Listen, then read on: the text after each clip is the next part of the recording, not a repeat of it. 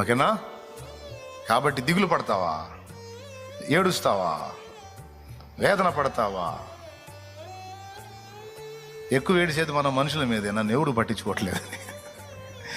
అస్సలు లెక్క చేయొద్దు. నా తండ్రి నిన్ను భూమి మీదకి పంపించాడు, ఈ భూమి మీద నీకు జీవితం ఇచ్చినంత వరకు పోషిస్తాడు, నీకు కావలసిన సమకూరుస్తాడు, నిన్ను ఎలా వాడుకోవాలో అలా వాడుకుంటాడు, నిన్ను ఎలా దీవించాలో అలా దీవిస్తాడు. ఎప్పుడు ఏది ఏ సమయంలో నీకు అందాలో తప్పనిసరిగా తగిన కాలం ముందు నీకు అందిస్తాడు.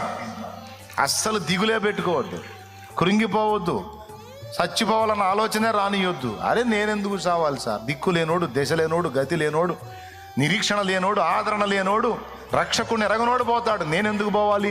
నన్ను ప్రేమించి నా కోసం మహిమను వదిలిపెట్టి దిగివచ్చి ఉమ్ములు, అవమానాలు, కొరడా దెబ్బలు, దూషణలు, బాధలు సహించి చిత్రవదన అనుభవించి నా కోసం ప్రాణం పెట్టిన నా ప్రేమికుడిని వదిలిపెట్టి నేనెందుకు చావాలి సార్? నా కోసం చచ్చేంత ప్రేమ కలిగినోడు ఉంటే